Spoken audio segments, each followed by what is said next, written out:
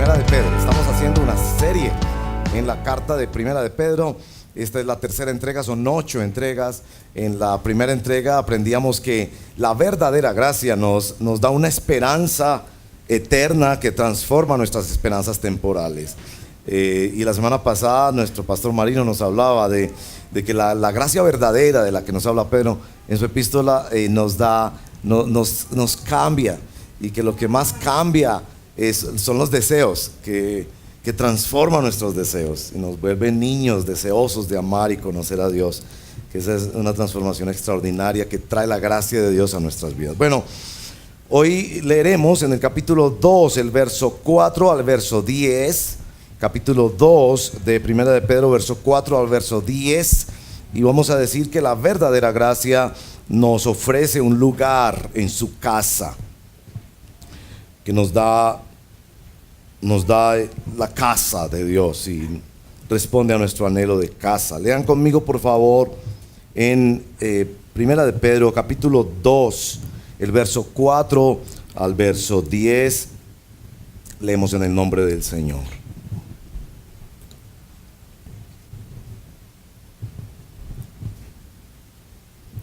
Cristo es la piedra viva, rechazada por los seres humanos, pero escogida y preciosa ante Dios.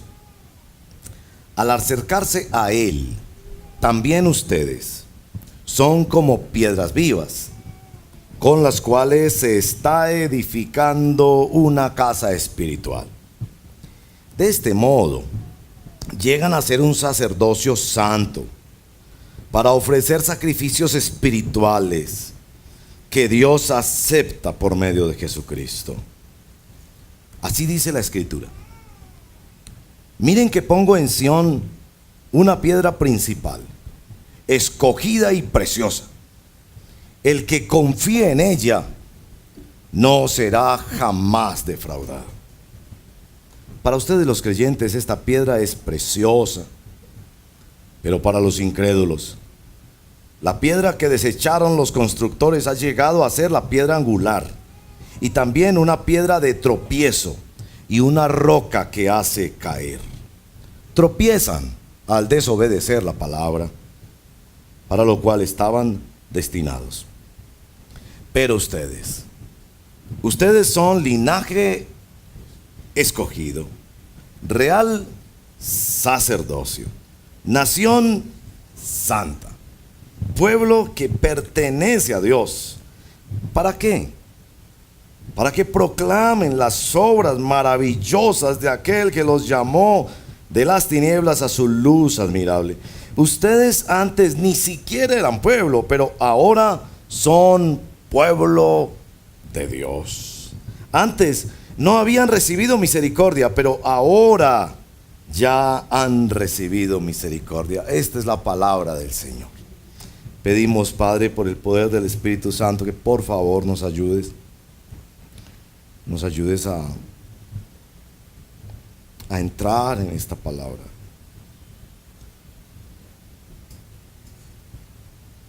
Ayúdanos a batallar con todos los pensamientos pecaminosos, de lujuria, de vanidad, de envidia, de resentimiento, de pereza, de indiferencia o dureza de corazón que no nos dejan entrar en tu palabra. Ven, Espíritu Santo, ilumínanos, abre nuestro entendimiento. Permítanos de esta semana dedicarte este momento tan precioso para dejarnos enseñar y ponernos a los pies del Maestro y decirte: yo necesito palabra de Dios. Hay tanta palabra mundana en mi cabeza, tanta ambición, tanto miedo. Dame de esta palabra. Así como pueblo de Dios te lo pedimos, nuestro Señor, en el nombre de Jesús. Amén. Todos tenemos anhelo de casa, de una casa material, de familia, de personas que sean nuestras, de hogar, de afecto, de historia, de quien dé testimonio de nuestra vida y nos recuerde, de hijos que nos hablen del pasado y del futuro, de empresa, de dejar un legado. Nuestro texto de hoy toca profundamente ese anhelo del corazón humano por ser parte de algo más grande que uno mismo. Linaje, raza, nación, propósito y misión, ser recordado. Todos tratamos de lanzar nuestra vida hacia eso de ser parte de algo más grande, y los futbolistas quieren estar en el club más grande, y los profesionales quieren estar en la empresa más grande y se felicitan cuando lo contrataron en esa empresa. Y todos quisiéramos haber nacido en una familia poderosa, famosa y buena, o en un país como cuando esas personas reciben en los Estados Unidos inmigrantes que llegan ahí después de mucho esfuerzo y trámites y todo, hacen el examen y ese día van a jurar ante la bandera de los Estados Unidos y reciben la ciudadanía y se sienten por fin como que se ganaron la lotería, como que son parte de una cosa más grande. Así sentía el que hace 3 años lo contrató Odebrecht. Así se sintieron los alemanes, por ejemplo, antes de la Primera Guerra Mundial. Así se han sentido muchos que se sentían orgullosos del apellido de su familia hasta que el tío cometió esa atrocidad y ya temen aún pronunciar su propio apellido. Nuestro texto toca la decepción de una casa. Si ustedes miran conmigo, por favor, en el verso del que hemos leído, en el verso número 6, que nos habla de otra casa, el que confíe en esta otra casa fundada en la roca, no será jamás defraudado. Porque tú has puesto todas tus esperanzas en una casa. Esa casa se llama empresa o familia, o linaje, o apellido, o país. Y resulta que las casas humanas defraudan, frustran, avergüenzan. Esa sensación de nuestro texto es la experiencia de Pedro. De niño Pedro iba al templo de Jerusalén y observaba estos grandes edificios, y él se sentía de la nación que era la niña de los ojos de Dios.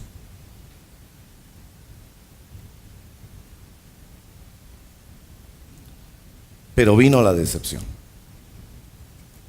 Su propia nación, sus parientes, lo que le hacía sentir importante, de un linaje escogido, había negado al Señor y matado al autor de la vida.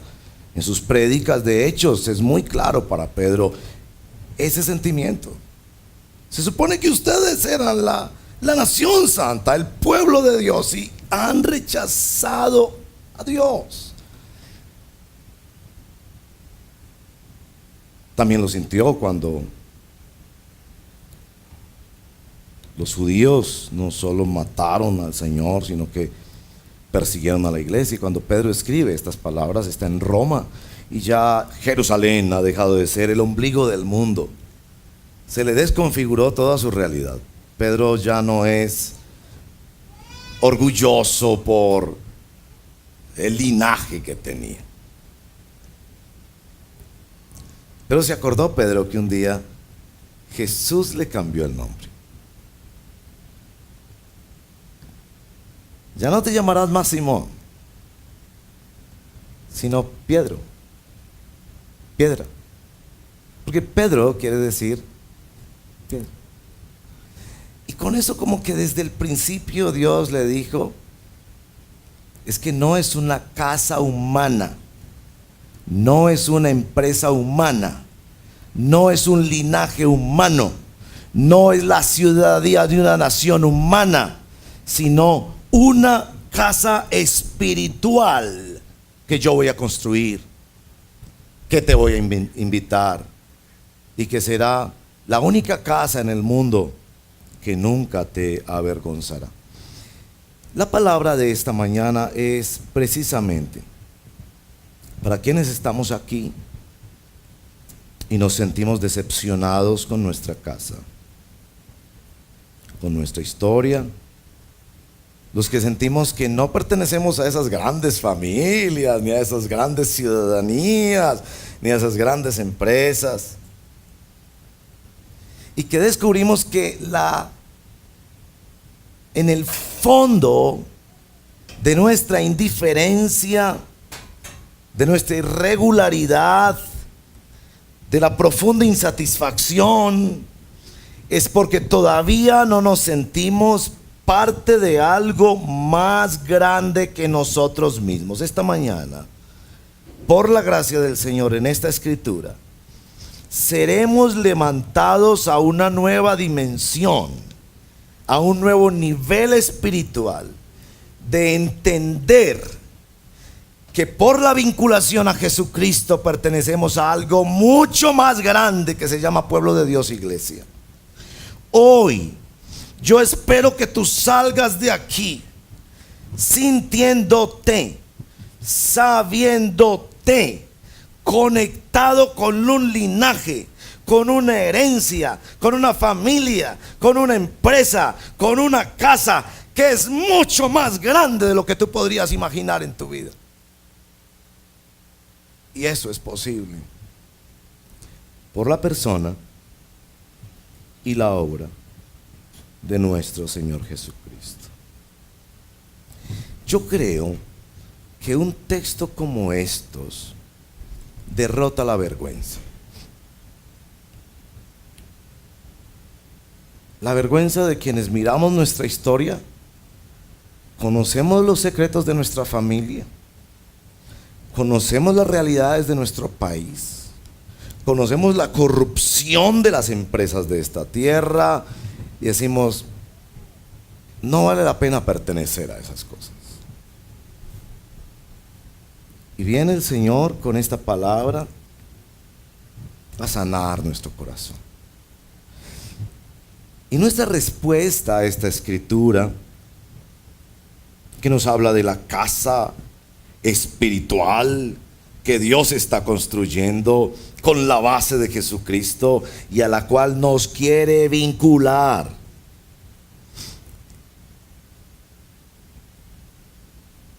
Este texto nos invita a tres cosas, son otra vez tres palabritas. Yo quiero decírselas para comenzar porque son muy claritas dentro de la estructura de nuestro texto. En el verso 4, ese es el verbo ahí, continuo, acercarse. Porque tú necesitas acercarte a Jesucristo. En el verso número 6, confiar. Confiar.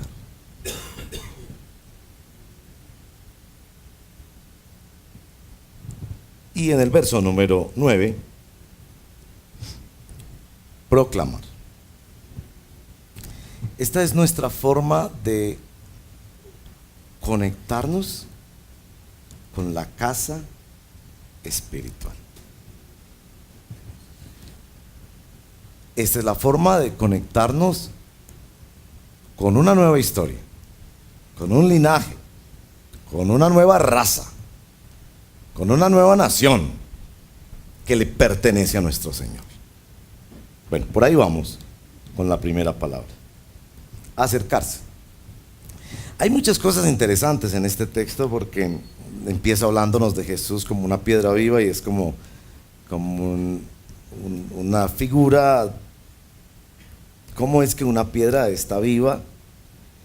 Y nos comunica particularmente que Jesús, la piedra viva, algo que hacía eco de muchas experiencias y momentos en la vida de Pedro.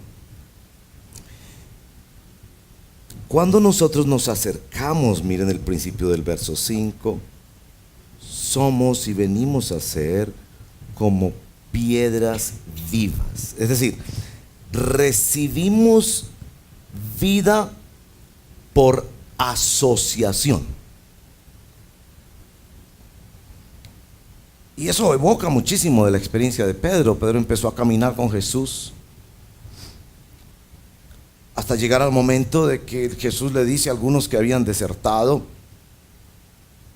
¿quién más se quiere ir? Y Jesús dice: es que tú nos hablas de una manera, tú siembras en nuestro corazón una nueva cosmovisión, una nueva percepción de la realidad. Tú nos das palabras que no son humanas, son de vida y de vida eterna. Y por ahí uno capta cómo Pedro, por el caminar con la piedra viva, él está dejando de ser frío,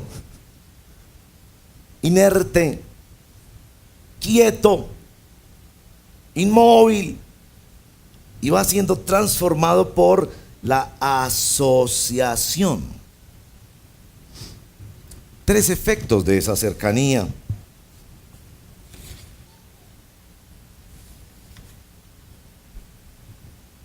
Primer efecto es que esa cercanía a Jesús trae vida. ¿Cómo es la clase de vida? Casi como que me parecería que quisiera hacer como una especie de video en el que hay una piedra inmóvil, fría, que se conecta a una casa y de inmediato cobra vida, quizás como en esas películas de ese imaginario medieval donde se pone ahí la piedra y de repente cobra vida y sale luz de ella o empieza a hablar, qué sé yo. Por acercarse recibe vida. Otro cambio que nos muestra nuestro texto es esto de sacrificios espirituales. Y creo que Pedro sigue la lógica del libro de Hebreos, que muestra que todos esos sacrificios fueron cumplidos en la persona del Señor y que al final los sacrificios son la alabanza a Jesucristo y la vida transformada que hace buenas obras en nombre de nuestro Señor Jesucristo. Ustedes se acercan a Cristo, reciben vida y encuentran el propósito de su vida. Y me encanta también que nuestro texto dice que esos sacrificios espirituales son aceptables, Dios los acepta por medio de Jesucristo, que es Jesucristo mismo el garante de este proceso de resurrección. Que el garante de este proceso no son las experiencias o los sentimientos o los méritos o los logros, sino la misma persona de Jesucristo.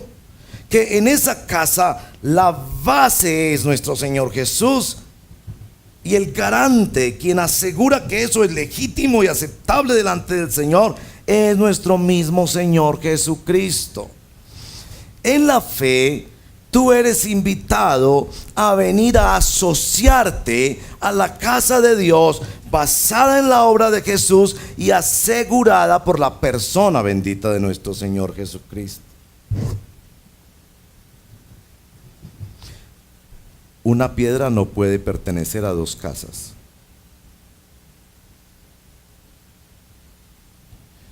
El movimiento implica dejar de ser parte de otra casa. Acércate al Señor Jesucristo. Hermanos y hermanas, tenemos que ser conscientes y sinceros en que mucho de nuestra fe evangélica, protestante, cristiana de nuestros días se da más por asociación al culto y a la liturgia, al canto o a las experiencias, que por la asociación al Señor Jesucristo.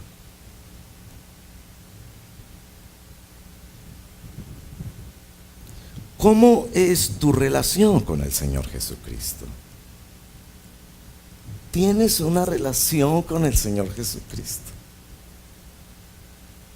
¿Te has acercado a Él, que es la piedra vivificante, el único que da vida, y que puede fundamentarte y representarte ante Dios de tal manera que puedes estar seguro: esta casa no se me va a caer?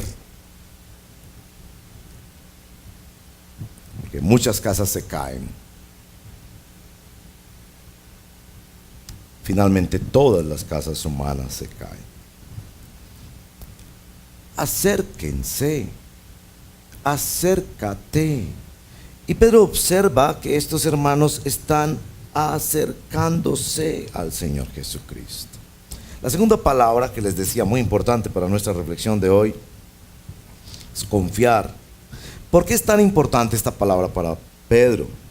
Porque se da en el contexto, el verso 6 al 8, del rechazo que sufrió nuestro Señor. Porque la nación de Israel decidió rechazar la piedra principal que Dios había escogido y que era preciosa delante de Dios. ¿Por qué la decidió rechazar? ¿Por qué personas rechazan a Jesucristo hoy? Nos dice que el efecto del rechazo es la vergüenza. Verso 8, el tropiezo. Y nos dice específicamente que es el tropiezo en la palabra de Jesucristo. En el Antiguo Testamento es muy claro el rechazo que se tuvo contra la roca. En Meribá ellos esperaban que Dios les diera agua, y el mismo Moisés participó de aquella rebelión y fueron disciplinados. Y el libro de Corintios nos dice: y esa roca era Cristo. Estaban rechazando al que era manantial de vida para ellos. Pero ya en el profeta Isaías se señala a la nación de Israel que buscaba alianzas con potencias extranjeras como Egipto, y que ponían más su confianza en esas estrategias políticas que en Dios. ¿Qué significa para nosotros aquí ser llamados a confiar en el Señor? Pues yo creo que en primer lugar implica someternos al plan de Dios. Fue Dios el que escogió que fuera así. Fue Dios el que escogió a nuestro Señor Jesucristo. Creo que también está el componente del rechazo. Pedro sabía que participar de la fe iba a implicar rechazo, porque la nación de Israel había rechazado al Señor, y porque el mundo estaba rechazando la luz, porque querían seguir viviendo en tinieblas.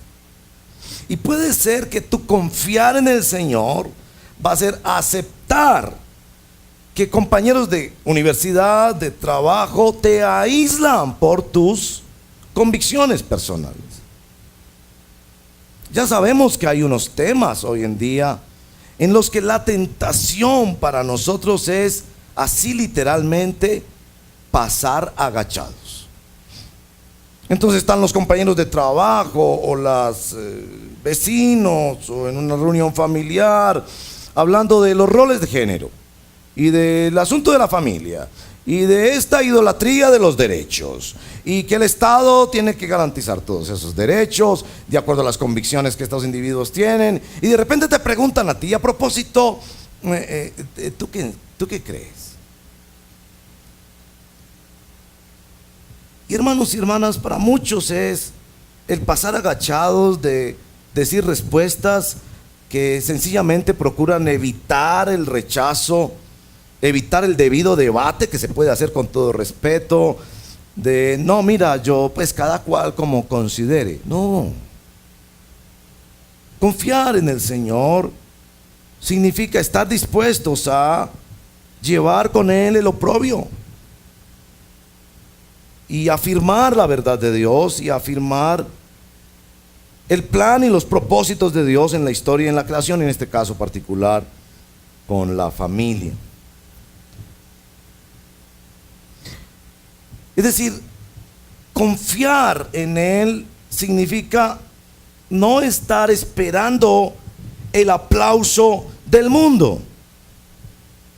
Y miren que cuando yo observo las publicaciones que hacemos en el Face y en el Instagram y esas cosas, me da la impresión de que estamos buscando el aplauso del mundo. Aquí confiar era arriesgarse a confiar en un plan de Dios, la piedra escogida y preciosa, que había sido rechazada, pero nosotros, por la gracia del Espíritu de Dios, decimos: sí, es Jesucristo el único camino, sí, Él es mi Señor y Salvador, a Él me aferro, a Él le apuesto toda mi vida, a Él me entrego. ¿Es así tu fe en el Señor?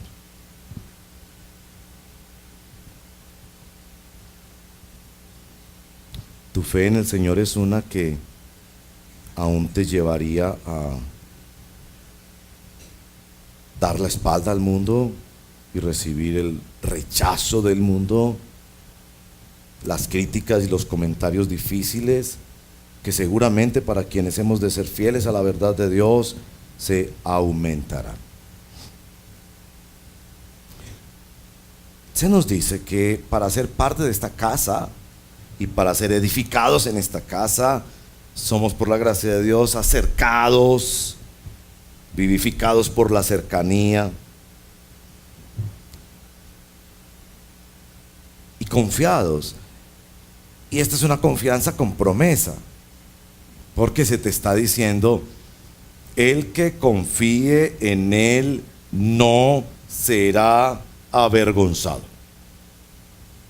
Y hermanos, yo sé de testimonios entre nosotros de hermanos y hermanas que han sido fieles en sus trabajos a Dios, en su ética cristiana para Dios, en no comprometer su testimonio para Dios. Y al principio hubo rechazo y maltrato, pero después Dios no te dejó en vergüenza. Porque esta casa en la que está cimentada tu vida, que es Jesucristo, es sólida. Porque tú estás sobre la roca. Y esto es una palabra especial que tú viniste a escuchar hoy. No serás avergonzado. No serás defraudado. Escogiste creer en el Señor Jesucristo y serás salvo tú y tu casa. Escogiste plantarte sobre la roca, no importando qué implicaciones tenía, como para estos hermanos que les estaba significando ya dolor y persecución. Y se te dice en la palabra esta expresión repetida en los profetas por nuestro Señor en el libro de Hechos: el que confíe en Él no será defraudado. La palabra es muy importante para ti hoy,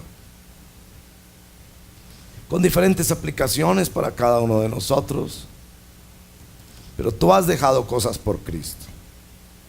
Tú has sufrido por Cristo. Tú has sido rechazado por Cristo. Pero te has plantado sobre la roca y Dios te dice: no serás defraudado. La tercera expresión de cómo somos edificados como pueblo de Dios, como la casa no perecedera, es la palabra proclamar. Miren que nos dice estas 4 características que aparecen ahí en el verso número 9. Se describe el pueblo de Dios, la identidad del pueblo de Dios: linaje escogido, real sacerdocio, nación santa, pueblo que pertenece a Dios. Y no es una descripción geopolítica del pueblo de Dios. Evidentemente ya Pedro ha hecho la ruptura. Este no es el pueblo de Israel. Esta es la iglesia. Esta es la iglesia. Pero resalta que lo más importante es la función de ese pueblo. Ese pueblo vive para mostrarle al mundo a una persona, al Señor Jesucristo. Vivimos para anunciar y proclamar las virtudes del que nos llamó de las tinieblas a su luz admirable. Miren, el mejor ejemplo que yo puedo sacar, yo sé que es un poco polémico,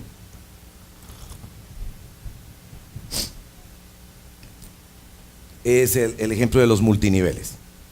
Y quiero hacer una aclaración sobre ese ejemplo porque debo decir que los de ustedes que participan en multiniveles, que ofrecen un producto en una forma no convencional de comercio, es un trabajo legítimo. Siempre digo, hemos de tener cuidado porque las iglesias son especialmente vulnerables a ser afectadas por estos multiniveles. Y debemos tener mucho cuidado, ¿ok? Y yo siempre les digo a los que están metidos en los diferentes multiniveles, que ofrecen una bebida, que es muy saludable, que ofrecen productos de utensilios del hogar, que ofrecen medicinas o una bebida energizante, lo que fuera. Yo les digo, es trabajo legítimo, pero tengan mucho cuidado. Tengan cuidado de dos cosas. Uno, su mundo de relaciones. Y dos, tengan cuidado, que es el ejemplo que voy a poner. Ese aspecto de que estas personas viven para proclamar las bondades de ese producto. Yo he ido a algunas de esas conferencias y si ustedes han estado en ellas saben de qué les estoy hablando. Se aplaude, se habla toda hora de eso, se exagera, este producto sirve para todo, hasta para resolver los problemas con la suegra. Se llegan a unos niveles de eso y estas personas empiezan a enfocar todo eso en el producto, que es la cosa más... Y valga decir, casi siempre son productos muy buenos. Casi siempre son productos de muy buena calidad. Por eso precisamente se hace este sistema de mercadeo. Pero siento, aclarando que es respetable y legítimo como trabajo, ofrecer un producto en un sistema de catálogo, de multinivel, etc. Siento que en estos contextos la persona vive para hablar en todo lugar, en todo momento, en todas sus redes sociales, de las admirables virtudes de ese producto. ¿Me hago entender lo que estoy diciendo? Yo quiero ser respetuoso con esos sistemas de mercadeo, pero al mismo tiempo observo cómo la vida de esas personas cambian al paso que van proclamando las admirables virtudes de ese producto. ¿Por qué lo hacen? ¿Por qué lo hacen? Lo hacen porque así van a obtener más clientes y mejores ganancias. Y otra vez, yo sé que me estoy metiendo en aguas profundas en el tema de que son temas polémicos, pero yo sé que lo hacen con la posibilidad de vida que se tiene de, en un sistema como el nuestro, de hacer empresa y de hacer negocio. Pero se hace para recibir algo. Cuando tú eres llamado a la casa de Dios, al pueblo de Dios, a construir, a hacer de un linaje, de una raza, de un pueblo que tiene la promesa y el sello de Jesucristo y que está basado en su obra perfecta, se te pide que proclames a Jesucristo y que vas a empezar a experimentar esto a medida que lo vas proclamando. Pero nosotros no lo hacemos por lo que vamos a recibir. Nosotros lo hacemos por lo que ya hemos recibido. El texto es claro en eso. Nosotros proclamamos porque un día Él nos llamó de las tinieblas a su luz admirable. Y si tú estás esta mañana aquí y sientes la voz del Espíritu de Dios diciéndote eso no te ha pasado a ti todavía, pues te puede pasar. Hoy es día de salvación. Para quienes ya esto ocurrió, nosotros vivimos hablando no de un producto, no con la intención de un beneficio, sino de quien vino a nuestra vida y nos transformó. De hecho, el último verso, el verso 10, hace claro hincapié: ustedes no eran pueblo. Ustedes no habían hecho mérito para alcanzar misericordia, pero ahora la han alcanzado por la gracia de Dios. Esta gracia de Dios te dio un lugar en la casa. Un lugar en el que tú, a medida que te acercas, vas siendo transformado. Vas aprendiendo a confiar más en Él contra toda prueba. Y vas anunciándole a todo el mundo que Él es la casa verdadera. Que Él satisface el hambre humana de pertenecer a algo más grande, que no es perecedero y que no fracasa. Él es. ¿Proclamas tú al Señor Jesucristo?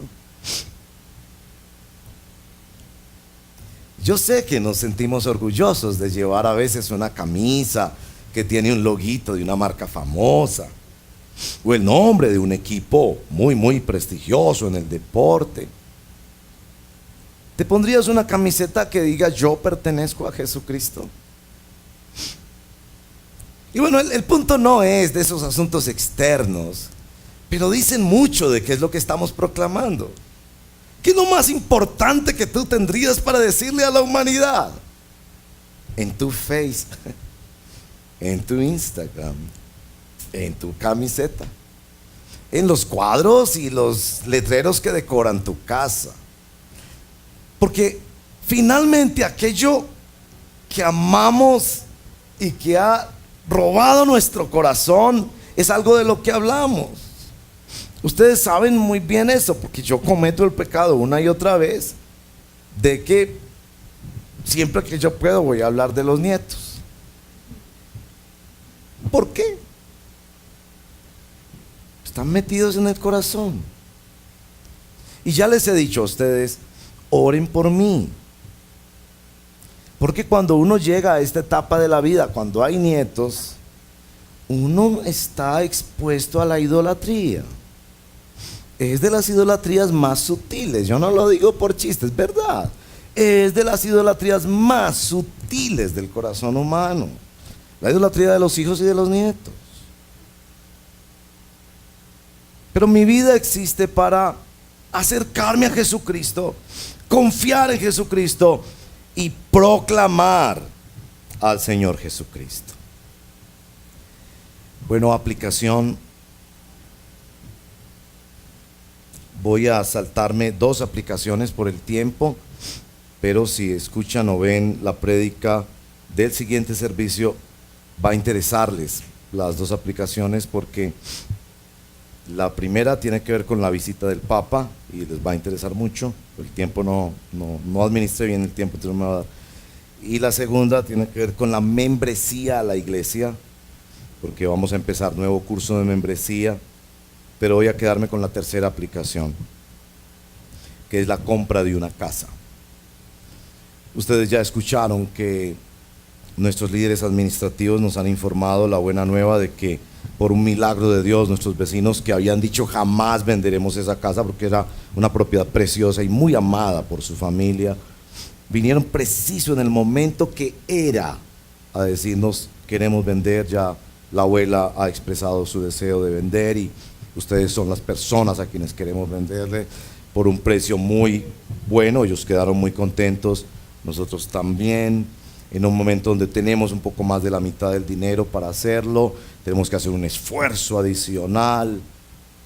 Pero hermanos, aunque yo voy a decirles una y otra vez: sacrifiquémonos para poner dinero para comprar esa casa, que no tengamos que quedar con deudas y que podamos llegar a más personas, hacer más cosas para Dios, más capacitación, usar este lugar inclusive para ministerios, como ya ocurre con 3 ministerios de la ciudad que usan frecuentemente este lugar para sus capacitaciones. Yo tengo que decirles: la iglesia no es un edificio, es una casa espiritual. donde nosotros como piedras somos insertados para ser vivificados, para confiar más en Jesucristo y proclamar a Jesucristo. Así que es una casa móvil, es una casa que se mueve por todo Medellín. Es una casa rara, porque es hecha con piedras vivas, vaya usted a ver, y es basada en una piedra viva.